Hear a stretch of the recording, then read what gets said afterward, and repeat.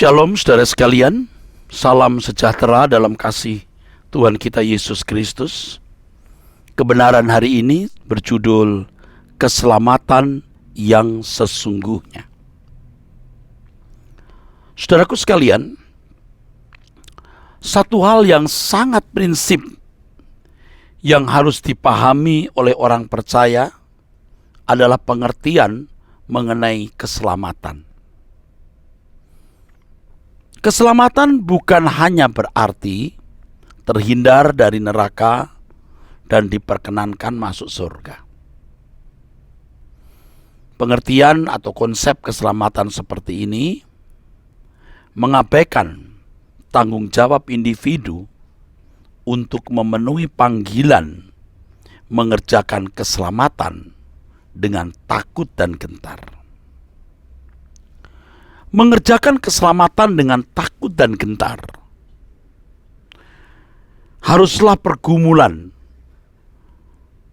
satu-satunya orang percaya, di mana Allah akan melengkapi orang percaya dan menuntun untuk mengerjakannya.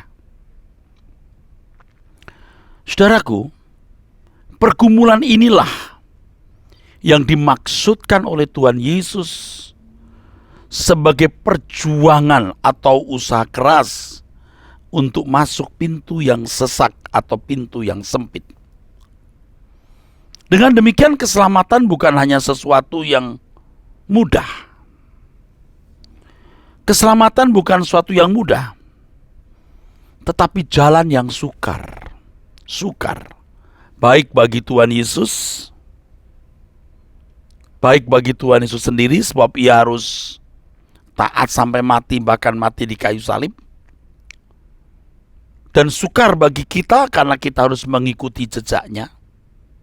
Jejak Tuhan Yesus adalah kesucian seperti yang Bapa kehendaki. Mengikut jejak Tuhan Yesus berarti hidup sama seperti Dia hidup. Seperti hidup yang dijalani oleh Tuhan Yesus ketika mengenakan tubuh daging seperti kita 2000 tahun yang lalu di Palestina. Saudaraku, selama ini terdapat kesesatan dalam pikiran banyak orang Kristen ketika mereka memahami bahwa anugerah berarti hanya menerima saja keselamatan yang disediakan Allah dalam Yesus Kristus tanpa respon sama sekali untuk mengalami dan memiliki keselamatan tersebut. Mereka beranggapan bahwa respon dalam bentuk usaha manusia dapat merusak konsep anugerah yang Alkitab ajarkan. Mereka juga memandang respon tersebut sebagai keangkuhan, seakan-akan respon manusia bermaksud mencapai keselamatan dengan usaha sendiri. Padahal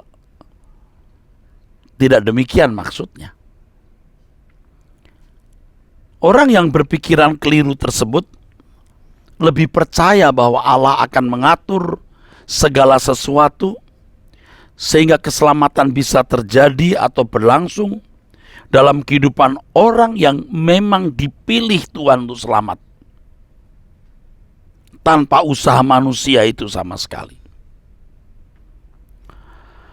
Konsep keselamatan seperti ini biasanya hanya terfokus pada terhindarnya manusia dari neraka dan diperkenankannya masuk surga. Itu konsep keselamatan yang tidak tepat. Itu bukan keselamatan, tapi buah keselamatan.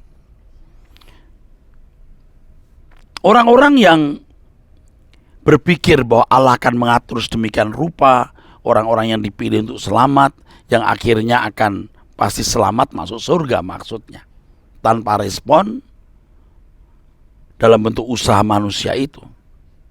Ini pengajaran yang salah pengajaran anugerah yang keliru. Tanpa mereka sadari, mereka berharap keselamatan dapat terjadi atau berlangsung secara otomatis tanpa tanggung jawab individu, tanpa berperannya kehendak manusia secara proporsional.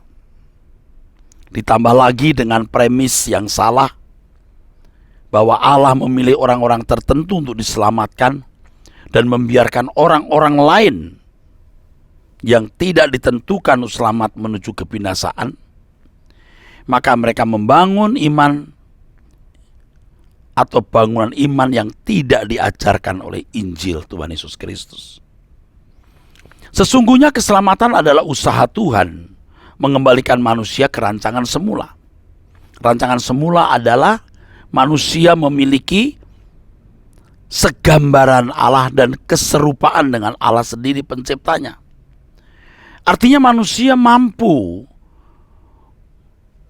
melakukan segala sesuatu baik yang dipikirkan, diucapkan, dilakukan selalu sesuai dengan pikiran Allah. Dan Tuhan Yesus sesungguhnya telah mencapai kehidupan seperti ini. Jadi kalau kita berkata mengikut Tuhan Yesus, berarti kita bersedia dikembalikan ke rancangan Allah semula. Hidup dengan gaya hidup seperti yang dikenakan Tuhan Yesus. Dan itu rancangan semula Allah. Tuhan Yesus adalah pokok keselamatan, artinya penggubah dan sekaligus menjadi teladan atau role model. Jadi orang yang mengikut Tuhan Yesus, orang-orang yang diubah oleh Tuhan Yesus, dan Tuhan Yesus menjadi role model atau teladannya. Dalam hal ini harus saya tekankan bahwa tidak ada keselamatan di luar Kristus. Manusia yang segambar dan serupa dengan Allah berarti mengenakan kodrat ilahi, divine nature. Seharusnya Adam dan Hawa, manusia pertama, mencapai kehidupan level ini. Dan mereka bisa memiliki hidup yang berkualitas dan menjadi pokok keselamatan bagi keturunannya. Artinya Adam bisa mengubah manusia lain dan keturunannya sesuai dengan rancangan Allah. Mestinya Adam menjadi pokok keselamatan bagi keturunannya, tapi kenyataannya manusia gagal.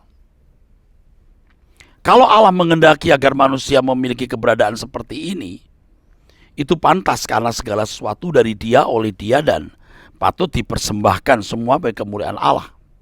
Allah yang Maha Agung berdaulat, mengendaki segala sesuatu berlangsung sesuai dengan keinginan dan rencananya.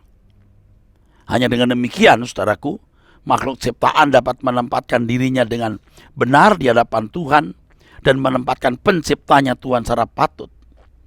Dan seandainya semua manusia memiliki keberadaan seperti Allah sesuai rancangannya, wah, bumi ini tidak membutuhkan hukum yang tertulis. Sebab hukum terpatri, tertanam dalam diri mereka.